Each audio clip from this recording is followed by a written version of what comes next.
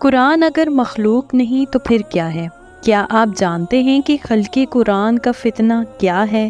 تو چلیے چلتے ہیں آج کی ویڈیو کی جانب۔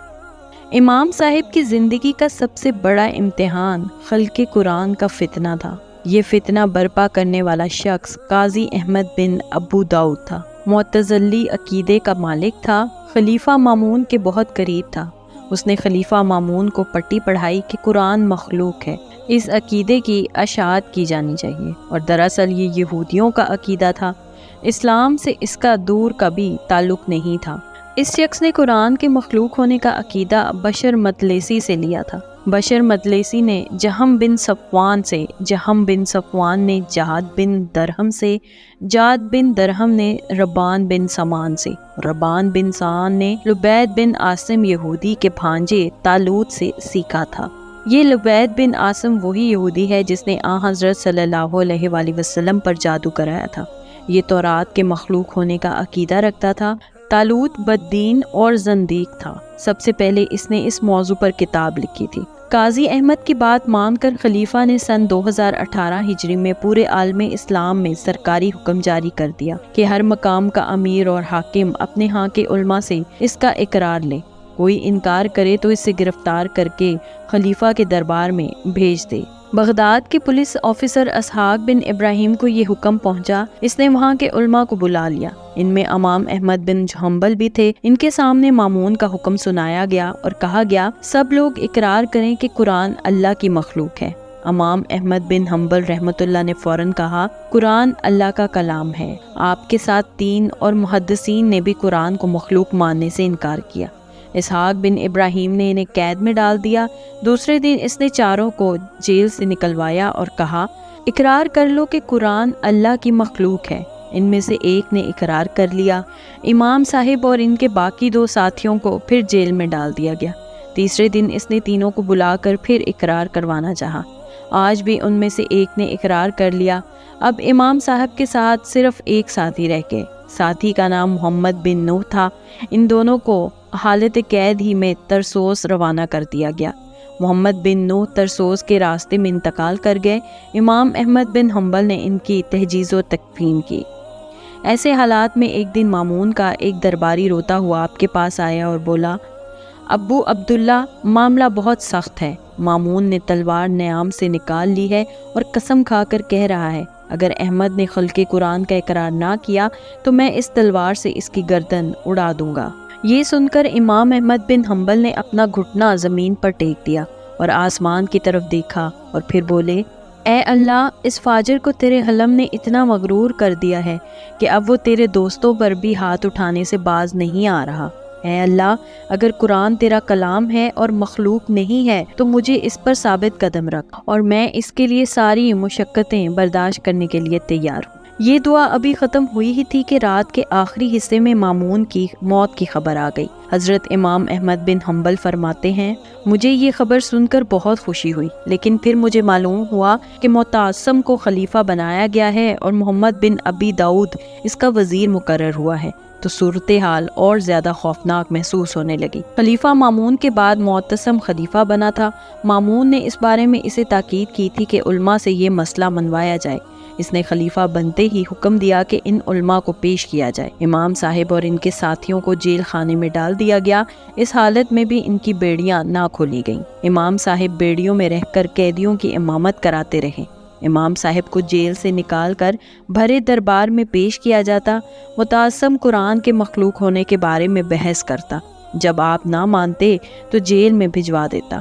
آخر اس نے ایک دن کہا اگر آپ نہیں مانیں گے تو پھر آپ کو کوڑے لگوائے جائیں گے۔ امام صاحب کہتے ہیں اس بات سے میں خوف زدہ ہو گیا۔ کوڑوں کی سزا میرے لیے خوفناک تھی اور میرا خیال تھا کہ میں برداشت نہیں کر سکوں گا، لیکن انہی حالات میں ایک دن جب خلیفہ سے بات کرنے کے لیے بلایا گیا تو ایک دیہاتی راستے میں آپ کے سامنے آ گیا۔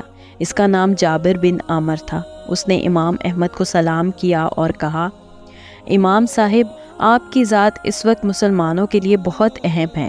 آپ اس وقت مسلمانوں کے نمائندے بن کر بادشاہ کے دربار میں جا رہے ہیں۔ اللہ کے لیے آپ مسلمانوں کو شرمندہ نہ کرائیے گا۔ ہرگز ہرگز خلق قرآن کا اقرار مت کیجیے گا۔ اگر آپ اللہ کو دوست رکھتے ہیں تو صبر کیجیے گا۔ بس جنت اور آپ میں آپ کے شہید ہونے کی دیر ہے، اور موت تو بہرحال آنے والے ہیں۔ اگر آپ اس فتنے میں کامیاب ہو گئے تو آپ کی دنیا اور آخرت دونوں بن جائیں گے۔ امام احمد بن حنبل رحمۃ اللہ علیہ فرماتے ہیں کہ اس کی یہ باتیں میرے دل پر اثر کر گئیں، اور میں نے پختہ ارادہ کر لیا کہ خلیفہ کی بات ہرگز نہیں مانوں گا۔ اس کے علاوہ ایک اور واقعہ یہ پیش آیا کہ امام شافعی رحمۃ اللہ نے ایک خط ربیع کے ہاتھ امام احمد کی طرف بھیجا۔ ربیع کہتے ہیں، اس وقت میں ان کے پاس پہنچا، وہ صبح کی نماز سے فارغ ہو کر واپس ہو رہے تھے۔ میں نے خط انہیں پیش کیا۔ آپ نے پوچھا، تم نے اس خط کو پڑھا ہے؟ میں نے بتایا کہ نہیں، میں نے خط نہیں پڑھا۔ آپ نے خط کھول کر پڑھا۔ امام شافعی رحمۃ اللہ نے لکھا تھا، میں نے رسول پاک صلی اللہ علیہ وآلہ وسلم کو خواب میں دیکھا ہے۔ وہ فرماتے ہیں کہ احمد کو میرا سلام کہو اور انہیں اطلاع دو کہ عنقریب خلق قرآن کے مسئلے میں ان کی آزمائش ہوگی۔ خبردار، خلق قرآن کا اقرار نہ کرنا، اس کے بدلے میں اللہ تعالیٰ ان کے علم کو قیامت تک برقرار رکھیں گے۔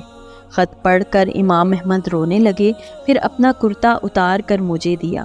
میں اسے لے کر مصر واپس آ گیا اور امام شافعی رحمۃ اللہ سے سفر کے حالات بیان کیے۔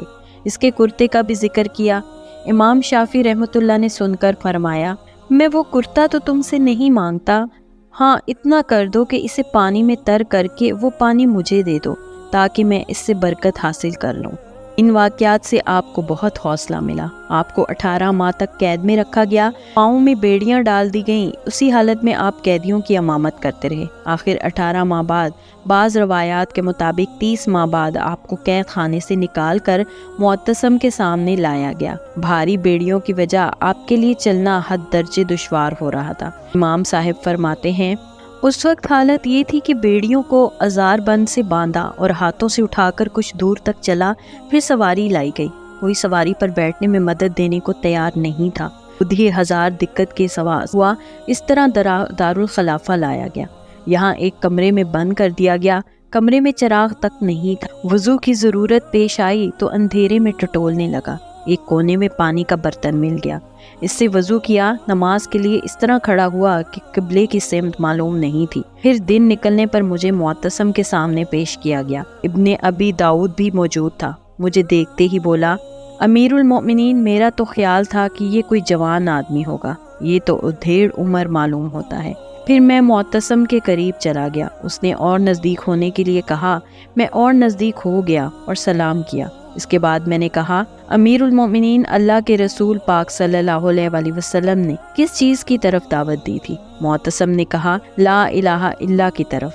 میں نے کہا، تو میں گواہی دیتا ہوں اللہ ایک ہے، اس کا کوئی شریک نہیں۔ اس نے اب پوچھا، قرآن کے متعلق آپ کیا کہتے ہیں؟ میں نے جواب دیا، قرآن اللہ کا کلام ہے، جس نے اللہ کے کلام کو مخلوق کہا اس نے کفر کیا۔ اس پر سارے درباری طیش میں آ گئے اور بول اٹھے، اس نے ہم سب کو کافر کہا ہے۔ معتصم نے اس بات کو زیادہ اہمیت نہ دی۔ اب معتزلی گروہ نے آپ سے سوالات شروع کیے۔ آپ ہر سوال کا مکمل جواب دے رہے۔ تمام دن سوالات اور جوابات ہوتے رہے۔ آخر بات دوسرے دن پر گئی۔ دوسرے دن پھر سوالات شروع ہوئے۔ وہ دن بھی گزر گیا۔ پھر تیسرے دن مناظرہ شروع ہوا۔ آپ کی ایک اکیلی آواز سب پر بھاری رہی۔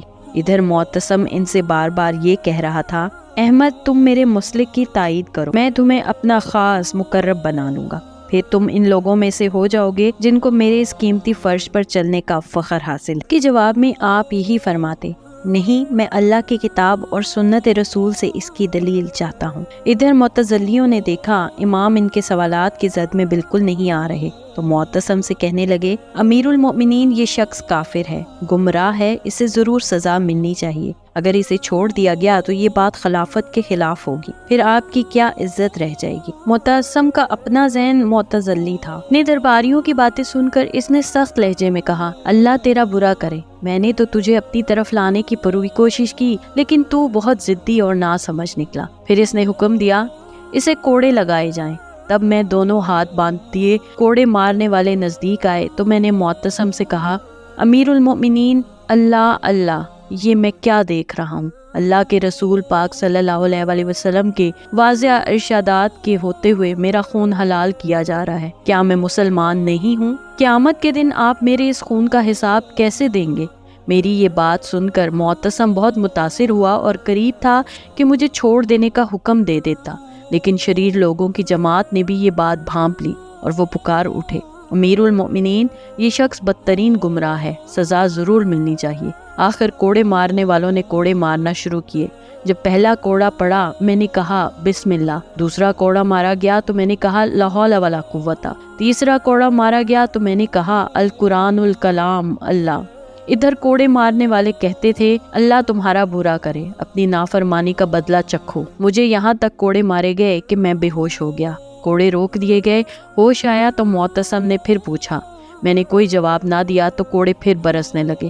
غرض خلیفہ نے بار بار کوڑے لگوائے، آخر پھر میں بے ہوش ہو گیا، ہوش آیا تو ایک کوٹری میں بند تھا۔ یہ واقعہ 25 رمضان المبارک سن 221 ہجری کا ہے۔ اس کے بعد خلیفہ نے مجھے میرے گھر پہنچانے کا حکم دیا۔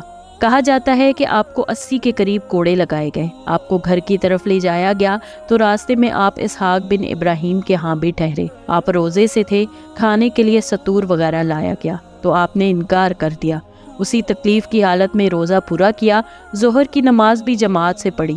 اپنے کسی مومن بھائی کو اپنے لیے تکلیف دینا اچھا نہیں۔ قیامت کے دن اللہ تعالیٰ جب لوگوں کو ان کے اعمال کی جزا دینے کے لیے بلائے گا تو وہی شخص پہلے جائے گا جس نے دنیا میں کسی کا قصور معاف کیا ہوگا۔ آپ کے ساتھ یہ حضرات بھی اس مسئلے میں ڈٹے رہے اور شہادت پائی۔ پھر آپ نے معتصم کو معاف کر دیا۔ معتصم کے بعد واسق خلیفہ تھا، یہ بھی معتزلی تھا، اس نے بھی اس مسئلے پر علماء کو جمع کیا اور خلق قرآن کے مسئلے میں انہیں مشکل میں ڈالا، لیکن امام احمد بن حنبل کو اس نے نہیں چھیڑا۔ وہ جانتا تھا کہ انہیں ستانے کا انجام اچھا نہیں ہوگا، البتہ اس نے امام صاحب کو یہ پیغام بھیج دیا کہ آپ اس شہر میں نہ رہیں۔ چنانچہ امام صاحب واسق کے دور میں روپوشی کی زندگی بسر کرتے رہے۔ واسق کے بعد متوکل خلیفہ ہوا، اس نے اس فتنے کو ختم کیا اور علماء کو ہدایت کی، درس اور تدریس کی مجلس قائم کی اور معتزلہ اور اس جیسے دوسرے فرقوں کا رد کریں۔ اس طرح کی مزید دلچسپ ویڈیوز دیکھنے کے لیے دیکھتے رہیے میرے چینل کو لائک، سبسکرائب اور شیئر ضرور کیجیے اور ساتھ ہی ساتھ بیل آئیکن کو بھی دبا دیجیے۔ شکریہ، اللہ حافظ۔